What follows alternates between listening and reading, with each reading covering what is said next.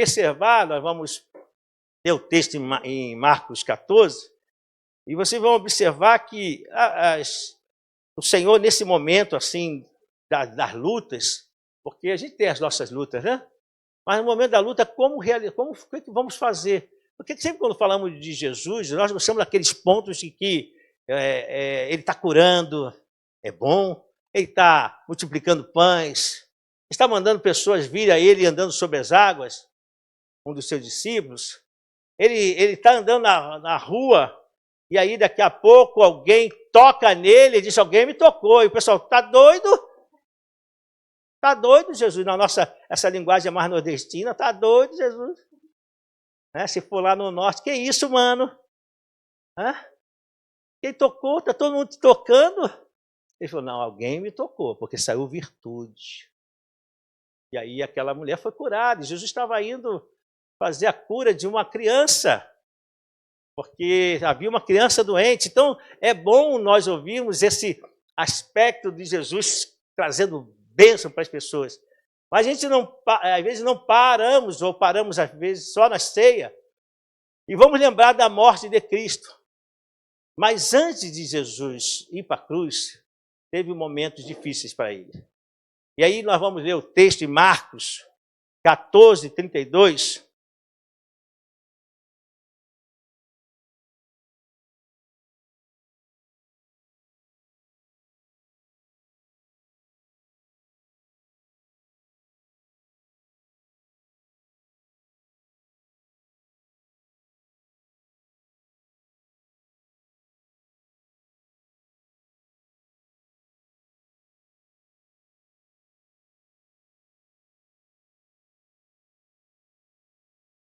Diz assim, o tema é Jesus no Getsemane. Então foram para um lugar chamado Getsemane. E Jesus disse aos seus discípulos, sente-se aqui enquanto vou orar. Levou consigo Pedro, Tiago e João e começou a ficar aflito e angustiado. Diga, aflito e angustiado. E lhes disse, a minha alma está profundamente triste, numa tristeza mortal. Fique aqui e vigiem. Indo um pouco mais adiante, prostrou-se e orava para que, se possível fosse, afastado dele aquela hora. E dizia, Abba, significa Pai, tudo te é possível. Afasta de mim este cálice, contudo, não seja o que eu quero, mas sim o que tu queres. Então voltou aos seus discípulos e os encontrou dormindo. Simão, disse ele a Pedro, você está dormindo? Não pôde vigiar nem por uma hora? Vigie e ore para que não caia em tentação. O espírito está pronto, mas a carne é fraca. Mais uma vez ele se afastou e orou, repetindo as mesmas palavras. Quando voltou, de novo, os encontrou dormindo, porque seus olhos estavam pesados. Eles não sabiam o que lhes dizer. Voltando pela terceira vez, ele disse, vocês ainda dormem e descansam? Basta, chegou a hora. Eis que o Filho do Homem está sendo entregue nas mãos dos pecadores. Levante-se e vamos. Aí vem aquele que me trai. Vamos orar. Senhor nosso Deus e Pai, nós lemos a Tua palavra, e aqui é ensinamento, há direcionamento, mas, Senhor, ler a Tua palavra sem a ação do Espírito Santo. A palavra diz que essa letra mata. Mas se houver a ação do Espírito Santo, ela traz vida. Por isso, convidamos, amado Espírito Santo, usa, Senhor, agora, para que a Tua palavra venha moldar os nossos corações, nos ajudar na caminhada, entendermos o Teu amor, Senhor. E, Senhor, e que haja, Senhor, nesse momento também, cura. Eu quero orar, porque pode ser que nesse momento alguém esteja com alguma dor. E eu quero já repreender essa dor, essa enfermidade, em nome de Jesus. Toda preocupação, tudo aquilo que vai tirar a tensão, Senhor, acalma o coração do Teu servo, da Tua serva, para que ele possa receber toda a porção que Tu tens para esta manhã, para cada um de nós. Assim nós oramos, em nome de Jesus. Pode sentar. Glória a Deus. Esse texto que nós acabamos de ler é Jesus já no Getsêmani, no Monte das Oliveiras. Mas, anterior a esse momento, o texto fala que Jesus havia pedido aos seus discípulos que fossem à casa de uma pessoa, mas porque lá ele ia preparar a Páscoa, ia preparar a ceia. Eles iam ceiar, a ceia dos judeus. Então, aconteceu algo muito interessante, porque eles perguntaram: Senhor, aonde vamos preparar a Páscoa? Ele disse: vocês vão fazer o seguinte, disse para os 2 discípulos: vocês vão para a cidade, lá você vai encontrar um homem com um cântaro ou com um vaso de água na cabeça, que não era normal. O normal era as mulheres levarem o vaso de água na cabeça, naquele período. Vocês vão encontrar um homem, vocês não falem nada, sigam ele. Quando chegar lá, vocês vão ver que você siga ele, ele vai chegar numa casa. Essa casa, ele vai falar, você chega ali, vai ver o dono abrir a porta. Aqui eu estou dando um detalhe, não está esse detalhe que o homem vai abrir a porta, porque certamente ele vai entrar na casa, vai ver o dono, e diz: vocês cheguem, fale com o dono, aonde é o lugar? O senhor mandou perguntar onde está o seu local, para que ele possa preparar a ceia. E a palavra do Senhor diz que eles fizeram assim como Jesus mandou, e aconteceu certinho como Jesus havia falado. Eles prepararam aí. Então, a preparação dessa ceia não era uma coisa tão simples, porque tem cordeiro, tem as ervas, tem muita coisa acontecendo, tem os vinhos, tudo para preparar, o pão. Então, eles prepararam. E a palavra do Senhor diz que aí eles vão para a ceia. O Senhor vai para esse lugar e ali tem a ceia do Senhor. Ceia com o Senhor, e a ceia a gente chama ceia do Senhor. Por que ceia do Senhor? Se aquela ceia era uma ceia judaica. Porque o Senhor muda agora o sentido e traz ele para uma interpretação, uma ressignificação, perdi aqui a língua, né? Ressignificação, aí fica... Mas tudo bem. Eu tenho essa dificuldade, já percebi. Mas isso a gente já acerta. Mas voltando aqui ao tempo, eles foram observar a interpretação daquela agora ceia como Jesus queria que eles tivessem. E ele pega o pão e diz: olha, este pão é o meu corpo. Certamente a gente hoje está acostumado a ouvir isso, mas isso trouxe uma certa estranheza. Por que corpo? Porque ali não tinha nada a ver com pessoas. Ali havia um sentido, desde Moisés, que os povos de Israel estavam cumprindo aquilo. Agora Jesus pega o pão e diz: ó, esse é o meu corpo, e será partido por vós. Façam isso em memória de mim. Quando ele pega o vinho, ele diz: esse é o meu sangue. A coisa ficou mais complicada. Porque esse vinho é a representação do meu sangue, que será derramado por vocês. E aí Jesus está dizendo que agora, nesse sangue, há uma nova aliança. Há um novo sentido, não mais com os animais. Porque há poucas horas, antes daquela ceia, eles tinham preparado o animal. E agora ele está dizendo que ele é esse que vai tirar o pecado do mundo. Não mais é um cordeiro animal, mas o cordeiro de Deus. Porque o próprio João Batista disse: eis aí o Cordeiro de Deus. E as coisas estavam ligando na cabeça dele, na cabeça deles. E o Senhor, nesse momento que ele passa essas informações, ele agora fala: vocês, ele sai dali, tem um momento ali com um dos discípulos, porque um dos discípulos dele que ajuda não participa desse momento. Ele vai fazer o que estava determinado no seu coração. Foi dada uma oportunidade a ele, mas ele não quis essa oportunidade, ficou com a primeira intenção e não aceitou a oportunidade de mudar para que pudesse ter esperança novamente em Cristo, porque as pessoas podem falhar, mas Jesus sempre vai dar oportunidade. Ninguém vai falar que nunca teve oportunidade. O Senhor sempre vai dar oportunidade. Até a última hora haverá oportunidade. Mas nesse momento, agora eles saem dali, a ceia havia acabado, eles vão em direção ao Monte das Oliveiras. Esse texto que nós lemos. Mas antes de chegarem lá, o Senhor diz: olha, vocês vão se escandalizar comigo. Aí, escandalizar? Não, nós não vamos nos escandalizar, não. Não vai haver escândalo nenhum. E aí o Senhor disse: vão se escandalizar comigo. porque vão ferir o pastor e as ovelhas vão se dispersar. Muito bem. A palavra de Deus diz que os discípulos não concordaram muito com isso. Não, não vamos.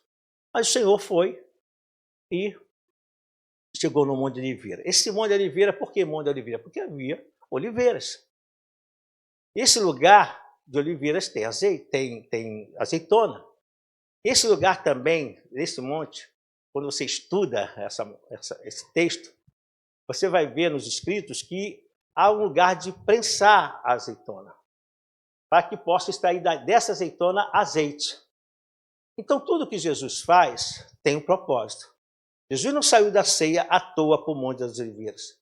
Ele vai para o Monte das Oliveiras e a palavra de Deus vai dizer aqui, eu quero ler outra vez o texto que nós acabamos de ler. Diz assim: e disse aos seus discípulos, sente-se aqui enquanto vou orar. O Senhor, a palavra de Deus diz aqui, eu quero ler até o versículo 33. Levou consigo Pedro, Tiago, João e começou a ficar aflito e angustiado. Muito interessante isso aqui. Muito importante a gente observar. Jesus, ele entra no monte daquele lugar que tinha as oliveiras, leva os seus discípulos que estavam na ceia com ele, explica o sentido agora daquele momento que ele postou o pão e o vinho, disse que o seu corpo, que ele havia avisado os seus discípulos que ele seria morto e eles se escandalizariam porque ele seria pego e eles não aguentariam. Ele disse, nós vamos estar com você, Jesus. E agora Jesus fala para os discípulos, fica aqui. Mas pegam três daqueles discípulos e traz um pouquinho mais para dentro, para um ambiente fora daqueles discípulos que estavam com eles, e ele vai orar. E diz que o coração, Jesus estava aflito e angustiado. É importante você entender, por isso eu pedi você repetir, aflito e angustiado. Eu fui buscar o original disto. No grego, aflito significa ter um sentido atônito, espantado, usado para quando uma pessoa fica aterrorizada a ver algo. Isso que significa, no grego, essa palavra aflito. Diz que Jesus estava aflito. Então, ele estava atônito, espantado, e ele estava percebendo algo, estava vendo algo que estava aterrorizando. O que era que Jesus estava observando? Vamos entender um pouquinho no nosso dia a dia, porque fica mais fácil. Como Jesus estava vendo alguma coisa, percebendo alguma coisa, se não estava acontecendo nada ali?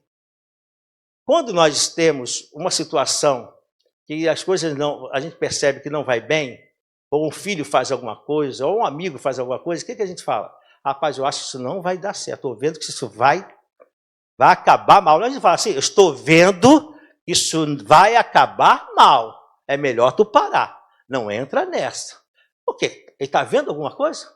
Não, é um sentimento e uma percepção que ele está vendo com aquela atitude e está informando, eu estou vendo que isso não vai dar certo, para aí.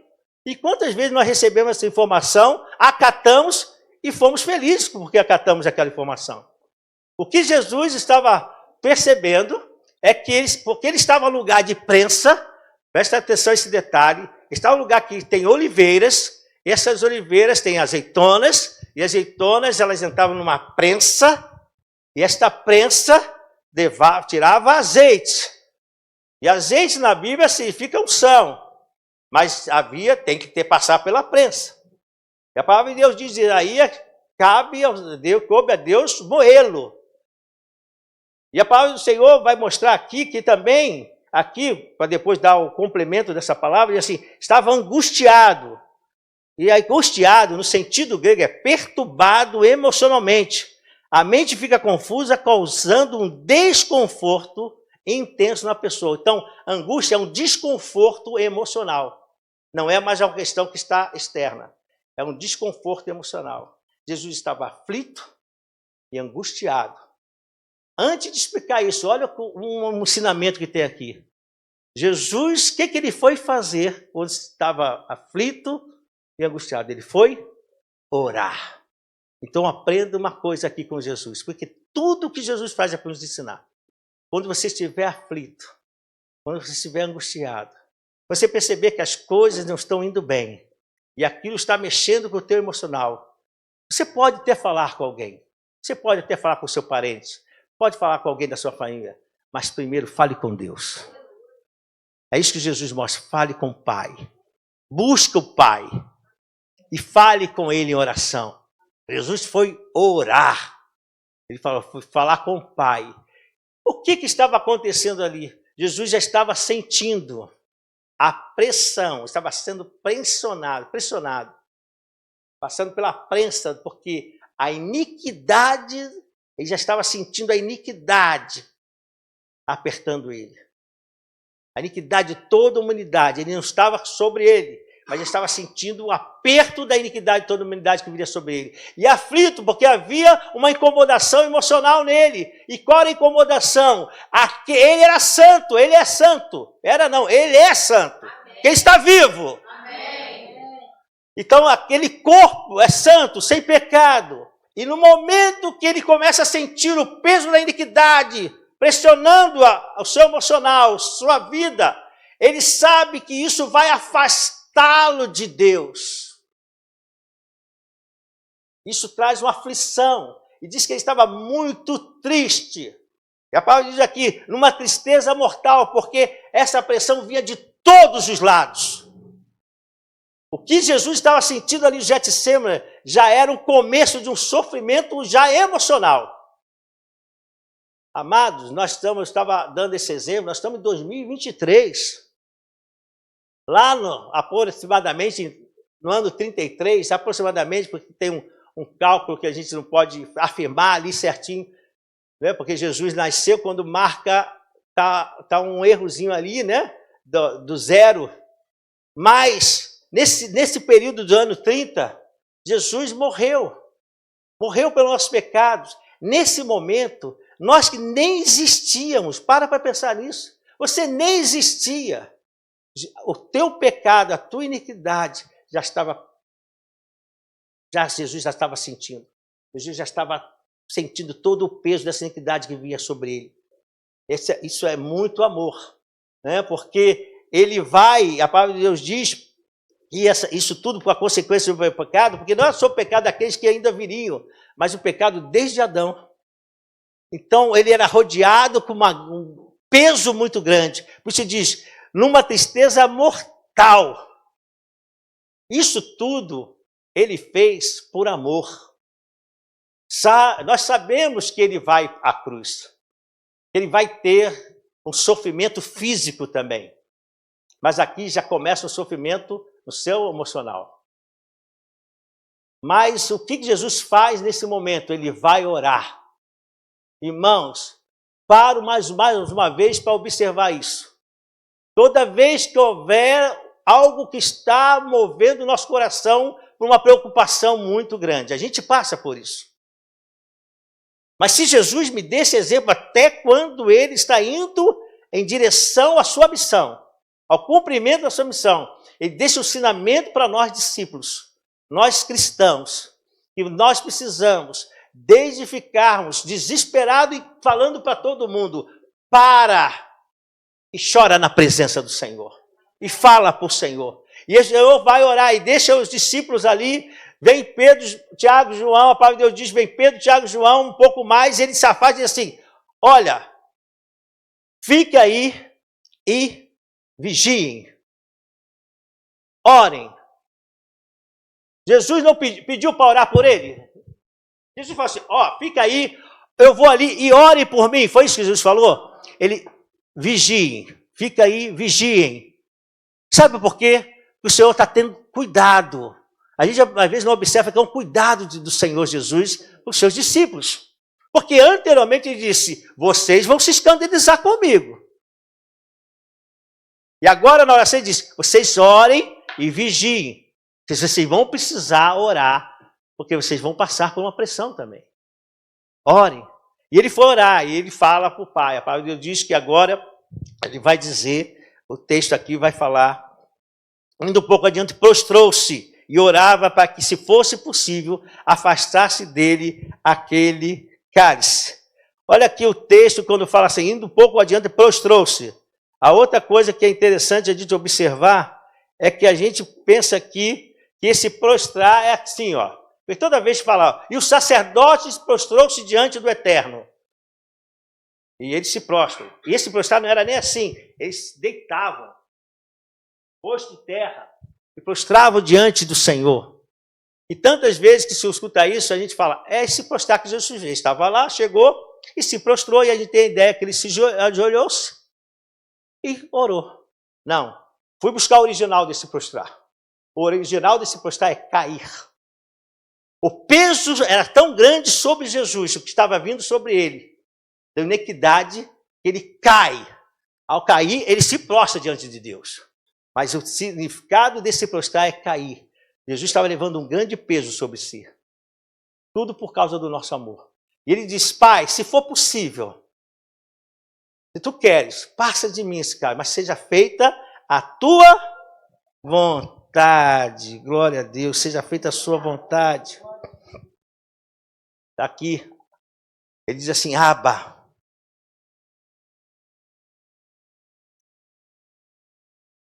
Tudo é possível. Afasta de mim este cálice. Eu quero ler para vocês. Esse cálice aqui é o cálice da ira. É o cálice da ira que ele teria que tomar. Da ira de Deus sobre o pecado. Jesus não estava com medo. Jesus não estava com fraqueza. Jesus estava... Era uma fraqueza de Jesus. Não, eu acho melhor. Senhor, passa de mim isso. Não, não era fraqueza. Jesus não estava dividido em seu propósito, na sua missão. Ele estava agora, cumpro ou não vou cumprir? Não, não era isto. Jesus não estava com medo da morte. O que Jesus estava era com ódio do pecado. Aí você, pastor, ódio? Eu vou te dar o significado de ódio, para você entender. O ódio é um sentimento muito forte de aversão, sem nenhum amor. Quando a gente fala, aquela pessoa tem um ódio daquela outra, ele está dizendo, tem uma aversão àquela pessoa, tem um amor por ela. E Deus não quer isso. O ódio pelo pecado é Jesus tem aversão ao pecado. O Senhor ama o pecador, mas não ama o pecado. Isso é muito sério. Por isso que a gente pode agradecer a Deus por nós entendermos o plano de salvação de Jesus. E aí, esse ódio pelo pecado, agora ele teria no corpo santo. O corpo de Jesus era santo. Jesus veio por um milagre. Por isso o anjo disse, descerá sobre ti, Maria. O Espírito Santo tinha entre 14 e 17 anos. Não se sabe exato, mas é aproximadamente isto. Ele diz, descerá sobre ti. Porque ela disse, eu não conheço, mas descerá sobre ti o Espírito Santo. E haverá um milagre, esse ente será santo. E a palavra de Deus diz que Jesus nasce sem pecado. Tem todo o processo dele da vida. Até o seu ministério. Ensinado, aprendendo. Com um conhecimento da palavra, porque ele era a própria palavra, mas com conhecimento, aprendendo, passando todas as etapas de adolescente, de criança, de adolescente. Quando chega no ministério dele, ele vai ser tentado. Ele vai ser tentado. E na tentação, que a gente fala que é a tentação após os 40 dias de jejum, ele é tentado, ele vence a tentação, e a gente pensa, muitos pensam que foi só essa tentação que Jesus teve. Jesus foi tentado em todo o período da vida dele. Os homens tentaram fazer Jesus pecar, falhar numa palavra. Aquilo era uma tentação, porque se Jesus falhasse em uma parte da lei, ele falharia em todas. Ia falhar em tudo, bastava falhar em uma. Então, por isso, o inimigo usava homens para fazê-lo cair. E Jesus foi vencendo cada etapa, cada momento. Lembra daquela mulher que foi pega em adultério? E ali foi uma maneira de pegar Jesus e fazer ele errar. E se ele errasse, ele pecou. Então, Jesus nada fala, apenas escreve. E se não tiver ninguém que tenha pecado, lance a primeira pedra. O pessoal, foi embora. E por muitos momentos, Jesus teve que usar de palavras com muita coerência, muita certeza, porque Jesus sabia que tudo aquilo era para marcar e macular ele. Ele era santo. Agora, nesse momento, sobre esse pecado que ele está sentindo, que vai ele vai ter que assumir, porque não é um pecado que fica fora, é um pecado que tem que entrar no corpo dele, ele tem que sentir no corpo dele, e ele sabe que aquilo é terrível. Então, nessa santidade de Deus, de Jesus, ele tem ódio, é esse ódio, ele tem aversão ao pecado, porque o pecado vai afastar ele do Pai. E é um sentimento que ele não quer ter. Ele diz: Pai, se for possível, se tu queres, passa de mim esse cálice de ira. Mas não seja feito a minha vontade, seja feito a tua. E aí ele para, olha que interessante.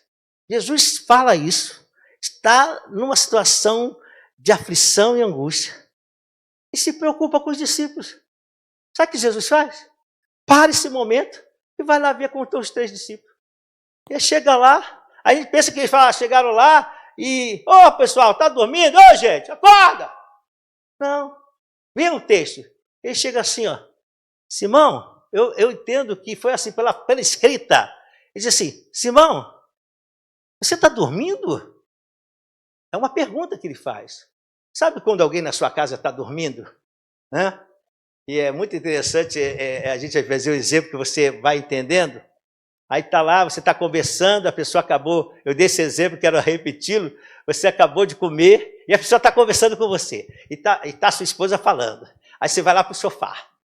Aí daqui a pouco você está conversando, aí tá. Aí fala: olha, porque eu sei que ele fez isso, mas foi engraçado, foi bom hoje. Está respondendo. Daqui a pouco some a voz. Aí a pessoa volta, vai lá e diz: fulano, tu está dormindo? Eu falei aqui para os ventos, eu falei aqui para as moscas, você estava dormindo? É isso que eu creio que Jesus fez. Jesus chegou lá: Simão, você está dormindo? Aí a palavra de Deus, mas isso é o carinho do Senhor. Você vê, mesmo ele no momento de sofrimento, ele se preocupa com os discípulos. Porque ele sabia que os discípulos precisavam orar. E aí a palavra do Senhor diz aqui: vigiem, ele diz ali no 32, vigiem e ore para que não caiam em tentação. O espírito está pronto, mas a carne é fraca. Eles estavam cansados. Eu expliquei por que estavam cansados. Eles estavam desde cedo fazendo todo o preparativo. Quando chega a noite, eles estão aqui, é de noite. Eles não estão no Monte da Oliveira de dia, estão de noite, já era tarde já. Eles foram para o Monte da Oliveira. Então estavam depois de um dia todo de atividade, cansados, prepararam comida, prepararam tudo, ajeitaram tudo para ter a ceia. Estão emocionalmente abalados com aquela palavra, mas estão cansados também. Jesus deixa ele ali e diz: vigiem, orem, e volta a orar. E volta para orar.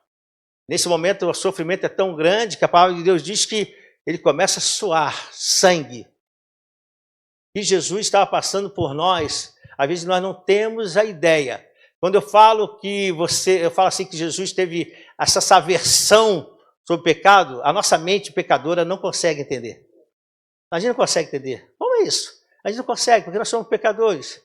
Não consegue entender o que é isso que Jesus estava sentindo, que ele era santo. Ele é santo, como eu falei. Então, viu o pecado sobre ele, era terrível. E ele volta a orar. E vai lá, eles estão dormindo outra vez. E ele mais uma vez, ele fala, porque estava com esse sono pesado. E por a última vez, ele vai orar. E quando está orando, ele levanta-se, aqui é muito bom. Ele volta e diz para a terceira: vocês estão dormindo e descansam? Ele diz assim: basta. Mas esse basta, ele não estava reclamando dos discípulos. Ele sabia o que estava acontecendo. Ele disse: basta. Porque você às vezes não entende, nesse momento também ele foi tentado. A palavra de Deus diz que o aperto de Jesus foi tão grande que o Senhor enviou um anjo para poder auxiliá-lo. O momento foi tão difícil para Jesus que o Senhor mandou um anjo lá. Porque certamente se há anjo, é porque há uma guerra espiritual acontecendo. Entenda uma coisa: Deus não manda anjo à toa. Tem anjos aqui. Nós não damos a importância e o valor ao anjo, porque os anjos estão a nosso serviço. Toda a honra, toda a glória é ao Senhor Jesus. Se eles estão aqui, estão com ordem do Senhor. Se ele anda do seu lado, está com ordem do Senhor. Nós não falamos com anjo, nós não glorificamos a anjo, mas nós oramos, Senhor, e agradecemos. E Senhor, dá ordem a anjos ao meu respeito. O anjo trabalha. e o anjo age. Quantas pessoas aqui já tiveram experiência assim? E viram ação de anjo. Mas, ali na questão de Jesus, o Senhor envia um anjo para poder ali ter ele, poder passar aquele momento de tentação, porque o diabo tentou ele disse, basta! Ele já tinha entendimento do que Deus queria. Aprenda uma coisa aqui, a nossa oração, às vezes você já orou uma vez e diz, Senhor, qual é a tua vontade para a minha vida? E aí você não volta a orar, fala, já orei, não sei, não faça isso. Eu aprendo com Jesus aqui que ele orou a mesma coisa 3 vezes. Ele orou a mesma coisa. Às vezes nós queremos direcionamento de Deus para o emprego, nós queremos um relacionamento de Deus para fazermos algo que precisamos, um direcionamento de Deus para ter uma decisão importante, seja ela qual for, até às vezes para você ajudar alguém na sua família, e aí uma decisão você tem, você vai e toma a decisão sem orar. Sabe, Jesus estava no momento de decisão, ele sabia a missão dele, ele sabia por que ele veio, mas ele vai perguntar ao Pai, Pai, Abba, se for possível, tira, porque eu tenho aversão a isso. Eu não quero me separar de ti. Mas não seja feita essa minha vontade, a sua, porque é soberana, tu tens um propósito nisso tudo. E ele por 3 vezes ora. E por que às vezes a gente ora só uma vez? Por que a gente logo decide na primeira vez? Eu tenho aprendido uma coisa com a minha esposa, e ela comigo. Nós estamos, falando aquilo que nós precisamos mais de uma vez.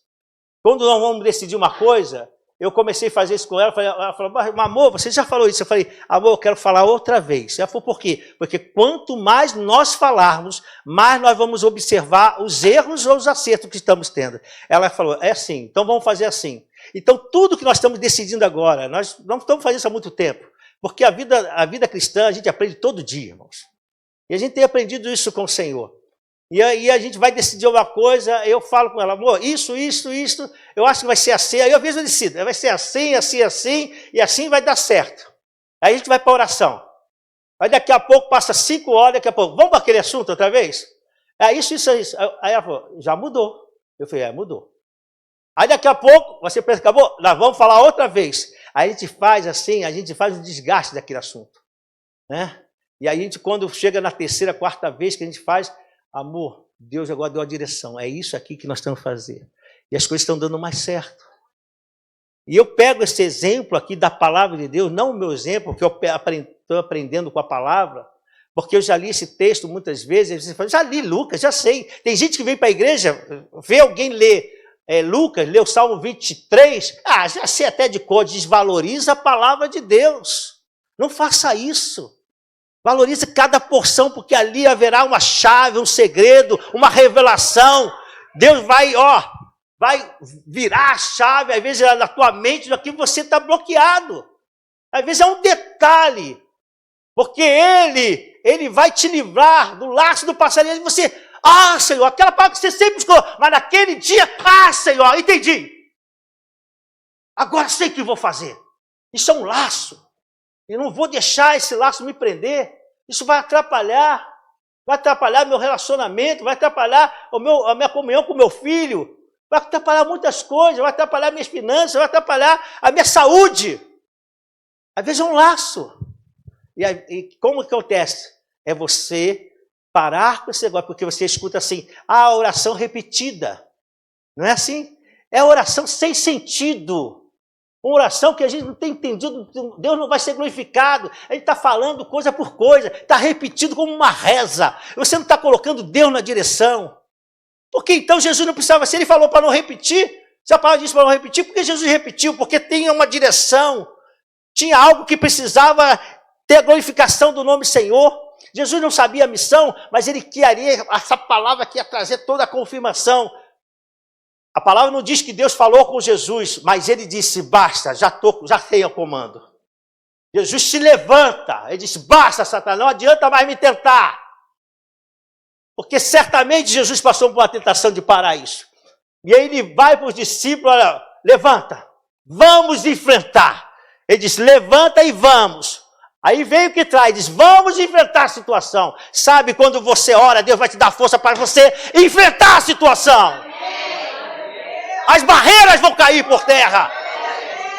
Porque a gente tem aprendido com o Senhor que na hora da aflição, da angústia, eu não corro por travesseiro, eu não vou falar para todo mundo, eu não vou pegar zap e dizer que estou triste, estou abatido, a vida está ruim, não é isso. Clama ao Senhor e Ele vai te responder. Clama a mim, responder-te-ei, e anunciar-te-ei coisas grandes e ocultas que não sabes. Isso. Então, aqui a palavra de Deus diz que o Senhor vai cumprir agora. Mas Ele deixou esse ensinamento para nós. Eu aprendi. Você tem que dizer, Senhor, aprendi, Senhor, esse segredo. Porque eu estava orando e disse, não vou orar mais. Não, eu vou orar até sem ter certeza. Eu vou falar, fala com a sua esposa, você me escuta mais uma vez? Fala com o seu filho, fala mais uma vez aquele assunto. Deixa eu escutar novamente aquilo que você falou que vai fazer. Fala para mim. Mas já falei, mãe. Fala outra vez, filho. Que nós vamos pedir a direção de Deus. Sabe que nós vamos parar de ser crente, vamos ser cristãos. A gente não está agindo dentro do princípio. Às vezes o filho falou alguma coisa para o pai, vai, faz, Deus é contigo, Deus não está nem no negócio. Aí se arrebenta, Senhor, o que foi? Você não falou para ir? Por que você não falou comigo mais uma vez? Se eu deixei o exemplo que no momento da minha aflição, da minha angústia, eu falei com o pai 3 vezes. A mesma oração. Não foi oração mudada. Mas o Senhor disse, você vai ter que beber desse cálice. Porque só assim haverá salvação para o homem. E glória a Deus. A palavra de Deus diz que o traidor chegou, era noite, estava nesse monte da oliveira. O traidor disse para aqueles soldados que vinham pegar Jesus, e disse para que vocês identifiquem ele, eu vou beijá-lo. Aí você pensa, por que beijar? Todo mundo conhecia, naquela região ali, as pessoas sabiam que já que era Jesus. E já queriam pegar Jesus há muito tempo. É só procurá-lo. Mas estava no ambiente escuro, ele podia se esquivar. Então o traidor que ajuda disse, deixa, eu vou chegar perto dele, vou dar um beijo nele, vocês vão identificar. Jesus passa por essa situação, é levado preso, apanha muito. Vão fazer chacota com Jesus, zombar de Jesus, vão cuspir em Jesus, vão dar uma surra em Jesus, mas a surra de valer.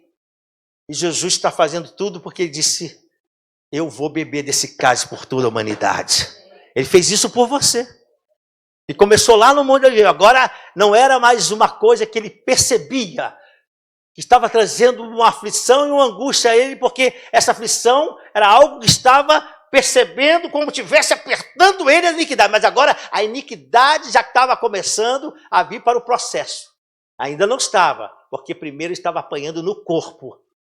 Porque quando Jesus te salva, Ele se salva no corpo, na alma e no espírito. Nada vai ficar aqui.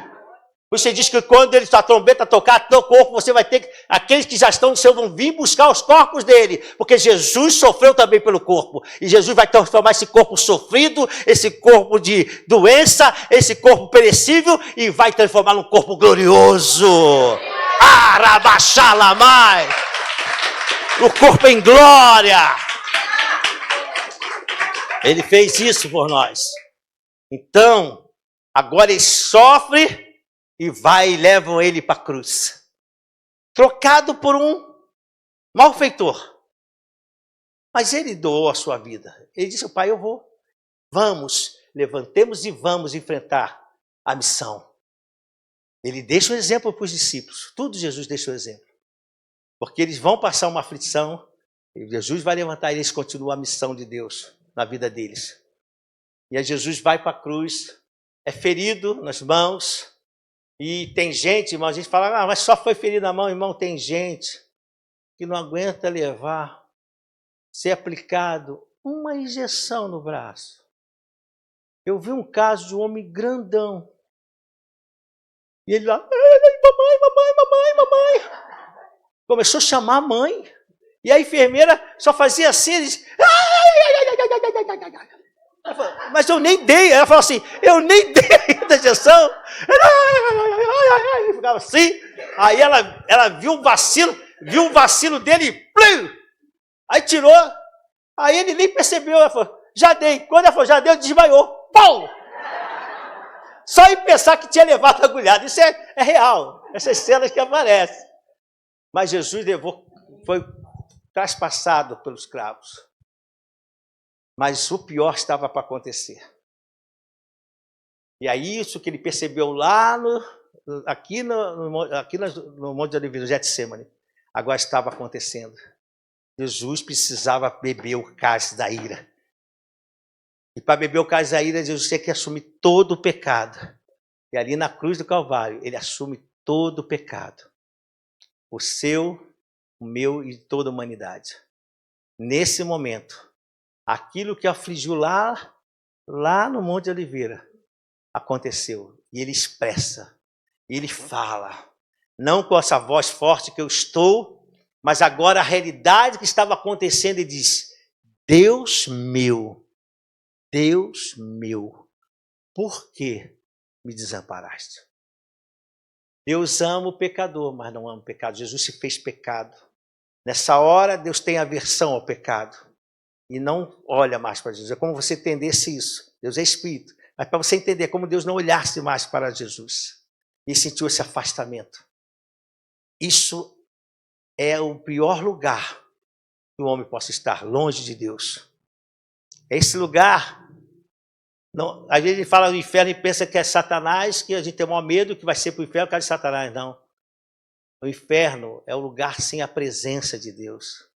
Jesus sentiu esse ambiente sem presença. Ele bocejou, ele falou e disse, Deus meu.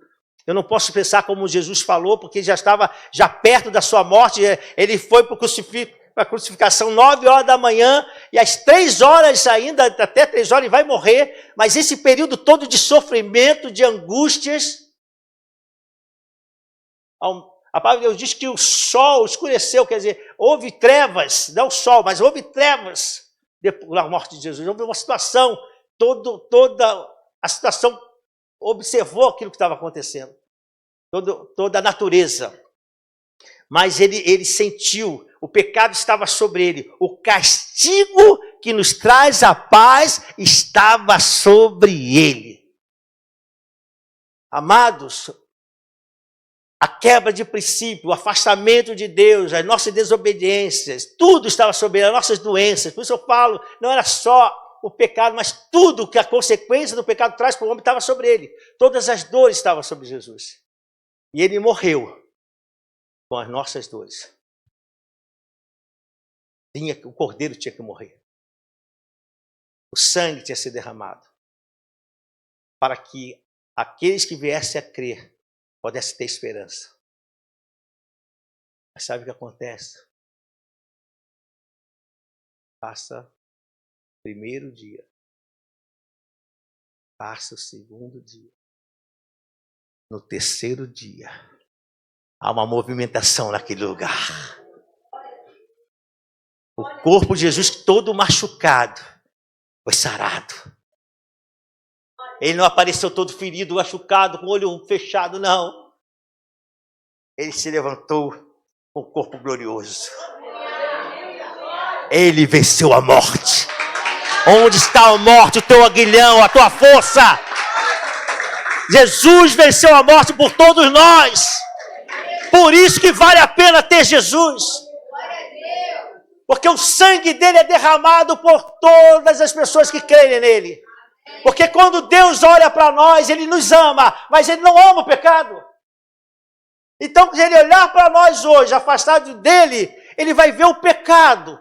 E Deus tem rejeição assim, por isso tem que entender o texto. Como Jesus fez como Deus Pai fez com Jesus, o Verbo encarnado, como tivesse tirado os olhos e o rejeitando, assim Deus, apesar de amar o homem, se o homem não estiver sob esse pecado, Deus vai rejeitá-lo. Por isso o homem está condenado. Porque já está a rejeição, porque o homem está condenado por causa disso. Mas Deus deu uma oportunidade a todo aquele que nele crê. Não vai perecer, mas vai ter a vida eterna com Jesus. Que o sangue dele vai ser derramado. E quando Jesus olha para você, ele não vê você diretamente. Ele vê o sangue sobre você. E diz, Vem, filho amado. Vem, filha, eu te amo. E aí Jesus hoje participa conosco. A mesma preocupação que Jesus teve ali. Jesus diz, eu tenho preocupação com você. Você pode estar aqui hoje sob um peso de aflição e de dor, e de preocupação. E pode pensar que Jesus está lá no céu hoje, está nem aí. Está sim, está preocupado com você. Ele te ama. E a palavra de hoje diz de tudo que ele nos ensina aqui, ele está dizendo, eu quero que você fale comigo. Ah, mas já falei. Continue falando. E haverá um tempo que essa palavra vai gerar pela fé, vai germinar e vai dar fruto, vai dar resultado. Porque detalhe é que a gente tem que entender Cronos e Kairos. Cronos é um tempo físico, Kairos é um tempo espiritual. Mas a gente tem que esperar que esse Kairos do tempo espiritual de Deus aconteça. Quando une esse Cronos com o Kairos, o milagre acontece. Pode ser que o teu milagre esteja próximo de 24 horas. Pode ser que daqui a pouco você já vai começar a ver o milagre. Daqui a pouco você vai ver a sua resposta. Pode ser que esse mês de agosto, que é o melhor mês do ano, que dizem que é o mês de agosto, mas eu já jogo por terra essa palavra, porque eu vivo sobre a vida abundante de Deus, sobre uma palavra profética que está na palavra de Deus, que eu caminho com ele em vitória. Então esse mês vai ser o melhor mês da tua vida. Porque nós jogamos por terra isso. Ele nos garante a vitória. Então você vai tomar posse. Você falei, mas eu entendi, pastor, a tua palavra. Eu entendi o que Deus só queria falar com o meu coração hoje. Se você está bem, continue bem. Continue orando. Continue buscando. Se está aflito, fale com o seu marido. Senhor, esta é a minha aflição. Esta é a minha preocupação. E o Senhor vai lhe ajudar. Porque além de te dar salvação, Ele quer que você tenha uma vida abençoada com experiência. Há um tempo de tratamento. Concluo a minha palavra aqui. Há um tempo de tratamento. Eu tenho aprendido isso. Há um tempo de tratamento para a gente.